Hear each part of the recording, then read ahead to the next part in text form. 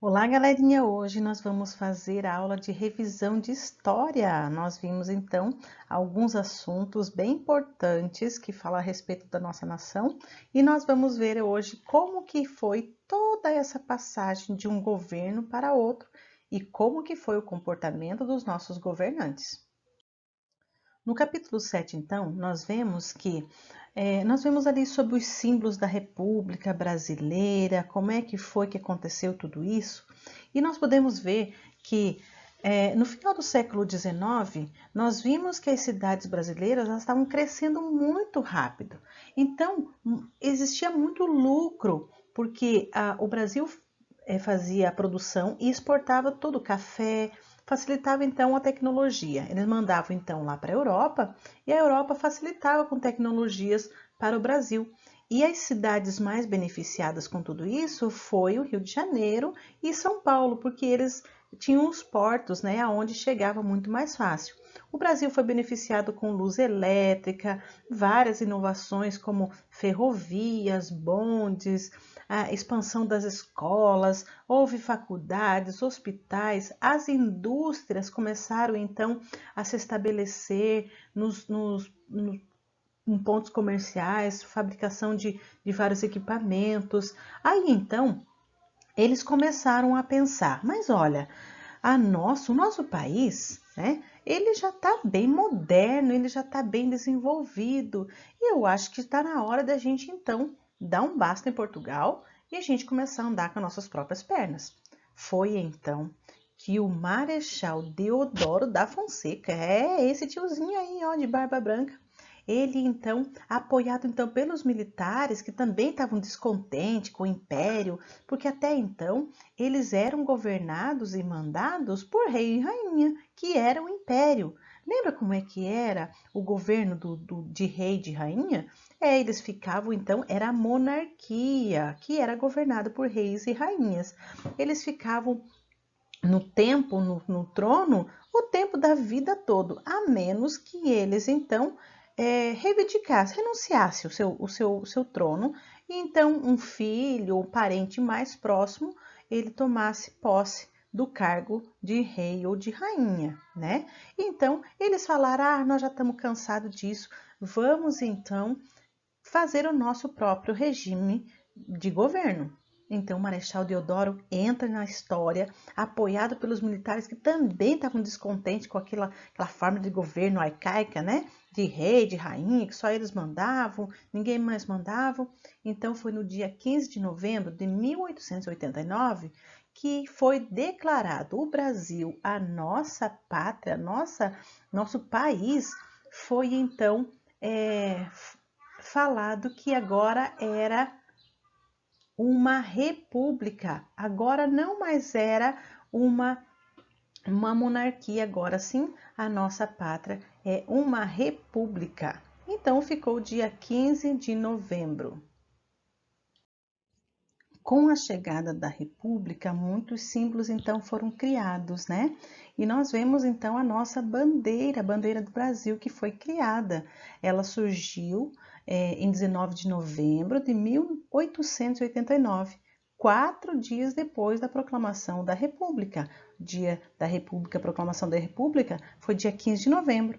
E o dia da bandeira é dia 19 de novembro. E a bandeira nacional, essa que nós vemos, toda verde e amarela, azul e branca, cheia de significado, cada cor, né, tem um significado, nossas matas, nossas riquezas, o céu azul, a paz, as estrelas representando cada estado, Distrito Federal. Essa nossa bandeira representa o símbolo máximo da nossa nação.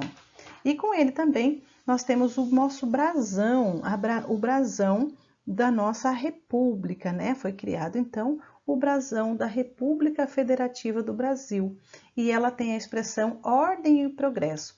Essa escrita da bandeira brasileira reflete, sabe o que? Os pensamentos positivistas da época. As pessoas então tornaram o Brasil uma república porque eles queriam então que o Brasil se desenvolvesse, tivesse mais progresso, tivesse envolvimento, progresso da humanidade. Essas ideias também foram muito atribuídas, né, por um pensador, Augusto Comte, né? Ele falou assim, ó, amor por princípio, a ordem por base e o progresso por fim. Então, muitas ideias foram criadas a partir disso daí e foi uma troca muito boa para o Brasil, porque agora as pessoas também poderiam opinar a respeito do que elas estavam precisando no momento, né? O nosso hino foi criado, também cheio de significado, de amor, falando da nossa pátria, que é uma mãe gentil para todos nós, né? Então, nós, a partir de 15 de novembro de 1889, nós temos então a nossa República.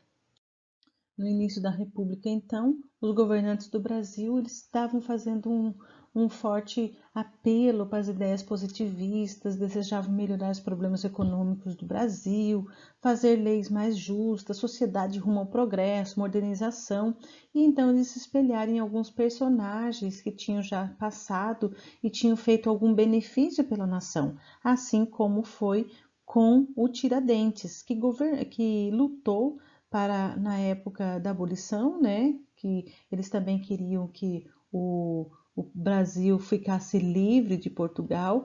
Ele lutou lá em Minas Gerais e ele então foi lembrado como sendo um herói da pátria. Mas nós temos vários heróis no nosso dia a dia que fazem coisas muito importantes para nós, que não precisa usar nenhuma capa, nenhuma coroa e nem nada, né? São os heróis que fazem o bem para o próximo.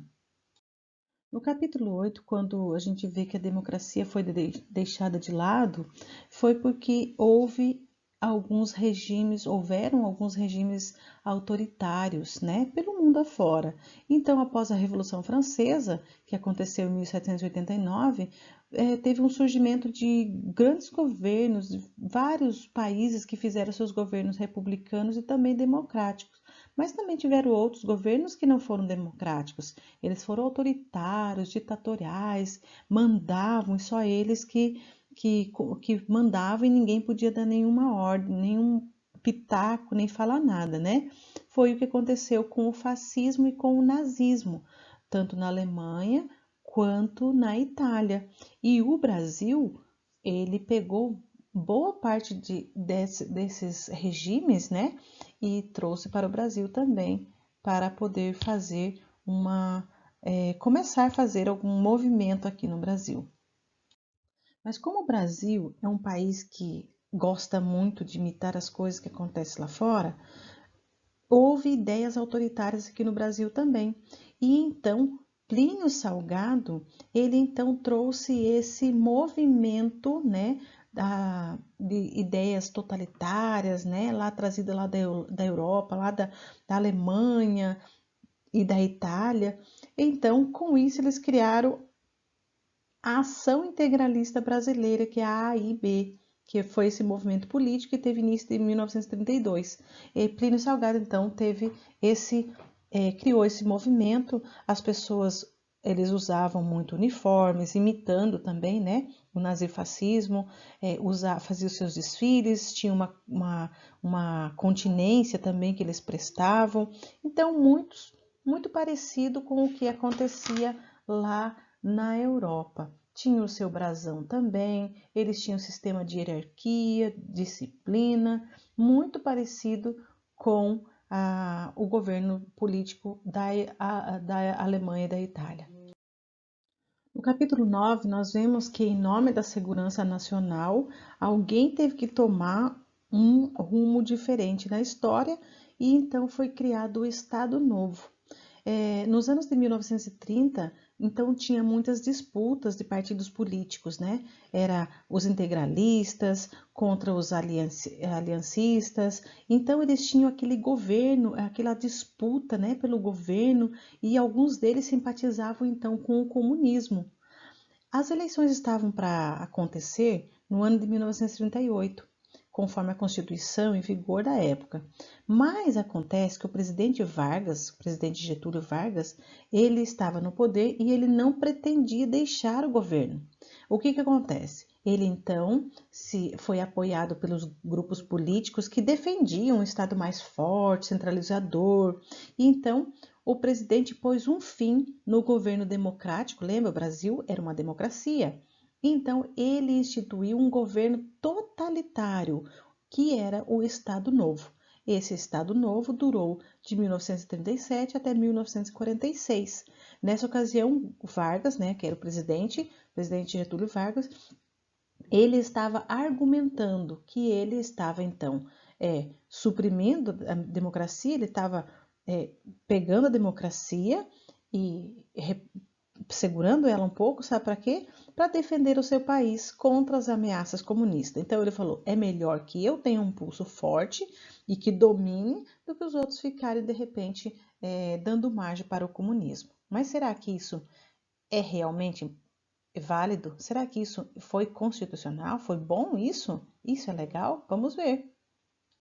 Então, Getúlio Vargas, para defender, né? Será que defender mesmo o nosso país? Ele então coloca algumas medidas em nome da segurança nacional. Eles deveriam então, todas as medidas que ele tomava, ele dizia que era para fazer com que o Brasil ficasse ainda melhor. Tudo isso nós estamos fazendo para o melhor para o Brasil. Então, o que aconteceu?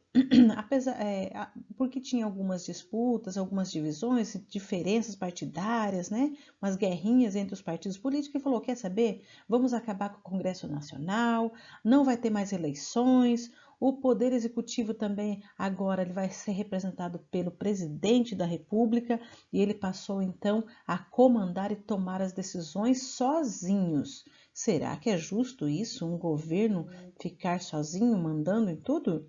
Todos os partidos foram extintos, né? Não teve mais partido nenhum. Ele só comandava, ele virou quase que um ditador novamente como os outros, né?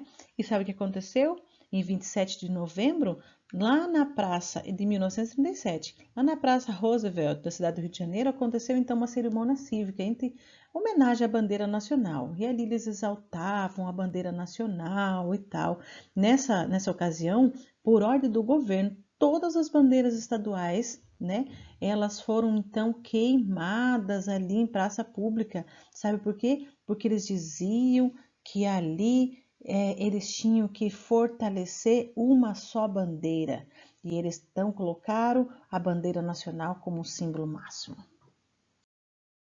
Foi criado então nesse mesmo governo a criação do DIP, que era o Departamento de Imprensa e Propaganda, que tinha o objetivo somente de verificar o que as pessoas falavam, o que as pessoas ouviam, o que era dito nos meios de comunicação, e eles então começaram a controlar os artistas e todos os programas de praça pública, de teatro, de cinema, tudo ele foram controlados. Por quê? Porque eles queriam então comandar sozinho. O presidente quer comandar sozinho.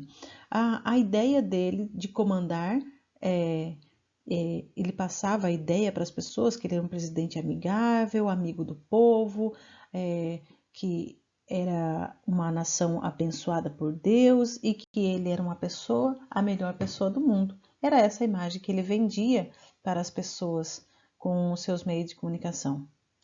Nesse mesmo período, durante o Estado Novo, então os trabalhadores receberam uma atenção importante, né?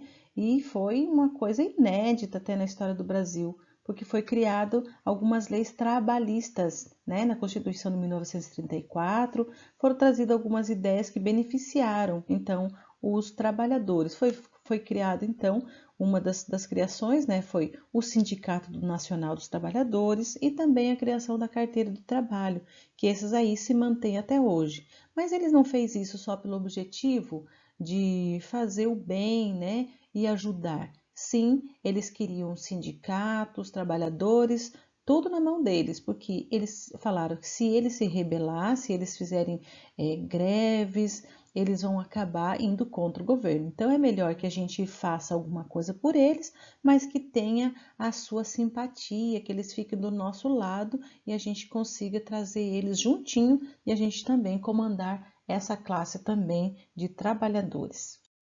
Agora você já viu o que um governo ditatorial, ou seja, de ditadura que só manda, ele quer te controlar e você fica sem poder ver as coisas e sem poder dar a sua opinião.